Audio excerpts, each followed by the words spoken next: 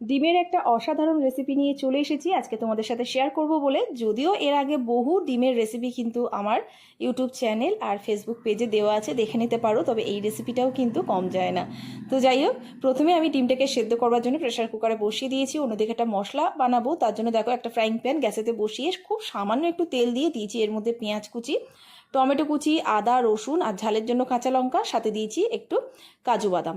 একটু হালকা করে ভেজে নেবো, খুব বেশি কিন্তু আমি ভাজিনি, খুব হালকা করে ভেজে নিয়েছি।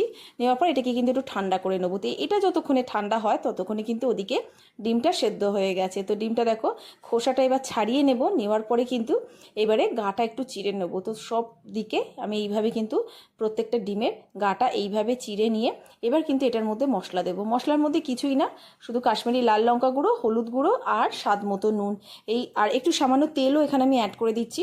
দেওয়ার পর ডিমটাকে দেখো এইভাবে ভালো করে আমি মাখিয়ে রেখে দেবো। এদিকে দেখো মশলাটা ঠান্ডা হয়ে গেছে। এরপর ওই মশলাটা একটা মিক্সির বাটির মধ্যে দিয়েছি আর বেশ কিছুটা ধনে পাতা এটার মধ্যে দিয়েছি আর খুব সামান্য একটু জল দিয়েছি। দেওয়ার পর একটা স্মুথ পেস্ট আমি বানিয়ে রেখে দিলাম। এবারে এদিকে আমি ওই একই প্যান আমি একটু গরম করে নিয়ে দেখো তেল দিয়েছি। এবারে কিন্তু যে মশলা মাখানো ডিমটা ছিল সেটাকে কিন্তু এইভাবে জাস্ট ভেজে নেব।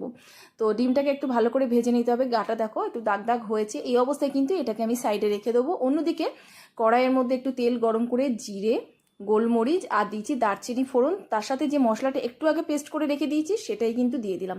দেওয়ার বেশ কিছুক্ষণ নাড়াচাড়া করেছি। এর মধ্যে ফ্যাটানো টক দই দিয়ে দিলাম, একটু গোলমরিচের গুঁড়ো, স্বাদ মতো নুন, ধনে গুঁড়ো, হলুদ গুঁড়ো আর দিয়েছি এর মধ্যে একটু গরম মশলা। এবার সব কিছু দিয়ে কিন্তু বেশ কিছুক্ষণ মশলাটাকে কষিয়ে নিতে হবে। তো দেখো মশলা থেকে তেল ছেড়ে বেরিয়ে এসেছে।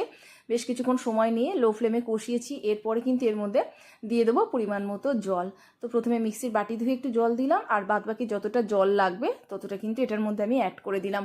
তো দেখো ভালো করে অ্যাড করে দেওয়ার পর এবার যে ডিমটা ভেজেছিলাম, তো ভাজা ডিমটাকে তুলে রেখে ওর মধ্যে যে তেলটুকু ছিল তো সেটাই কিন্তু এই মশলাটার মধ্যে আমি অ্যাড করে দিলাম।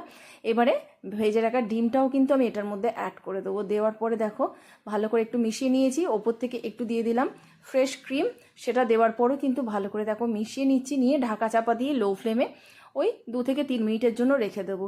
তো দেখো তারপর একটু ঢাকনাটা খুললাম, ড্রাই রোস্ট করা কসুরি মেথি ওপর থেকে ছড়িয়ে দিয়েছি। দেওয়ার পরে আবার একটু হালকা করে মিশিয়ে নিয়ে আবারও কিন্তু 1 মিনিট কি 2 মিনিটের জন্য এইভাবে ঢাকা দিয়ে লোতে রেখে দেবো। তাহলেই কিন্তু রেসিপিটা তৈরি হয়ে যাবে। অবশ্যই ট্রাই করো আর কেমন লাগলো সেটা কিন্তু জানাতে ভুলো না। এই ধরনের অনেক রেসিপি কিন্তু তোমরা আমার চ্যানেল আর ফেসবুক পেজে পেয়ে যাবে, দেখে নিও। আর যদি ভালো লাগে অবশ্যই কিন্তু সঙ্গে থেকো। তো চলো আবারও দেখা হবে নতুন কোনো রেসিপির সাথে। ততক্ষণের জন্য ভালো থেকো, সুস্থ থেকো, টাটা।